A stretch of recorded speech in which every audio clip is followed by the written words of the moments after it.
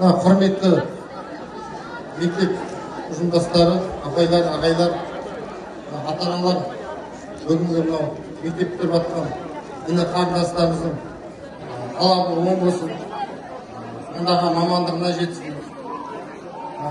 Мектепте біздің 30 жылдық, 20 жылдық түлектеріміз келіп жатыр екен. Тойларыңыз құтты болсын бәріңіздің де. Осы мұғалімдердің көптеген осындай жетістікке жетуімізге, осындай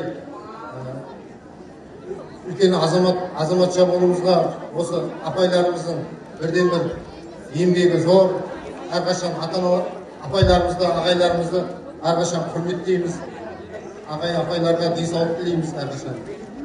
Осы мектебіміздің осындай үлкен деңгейге шығаратын жас қарындас інілеріміз көбейе берсін. Әрқашан мектепті ұмытпай, апайларымыз отыр өзіміздің.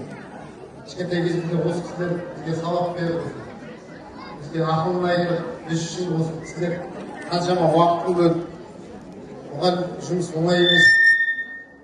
Не дейміз мынау? Келіп отқан қонақ апайлар, ағайларға да рахмет, уақыттарыңызды бөліп келіп отқандарыңызға.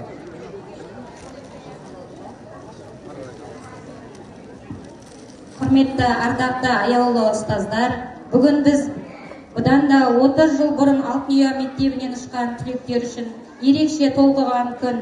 Уақыт зымырап өтіп 30 жыл өтсе де, сіздердің алғашқы қоңырау күлімдеген жүздеріңіз, бізге берген әрбір партадағы ғибрат сөздеріңіз кеше ғана сияқты.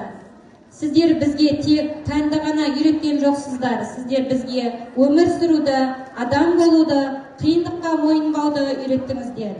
Бүгін біздің арамызда түрлі маман иелері, аяулы аналар, асқар тауакелер отыр.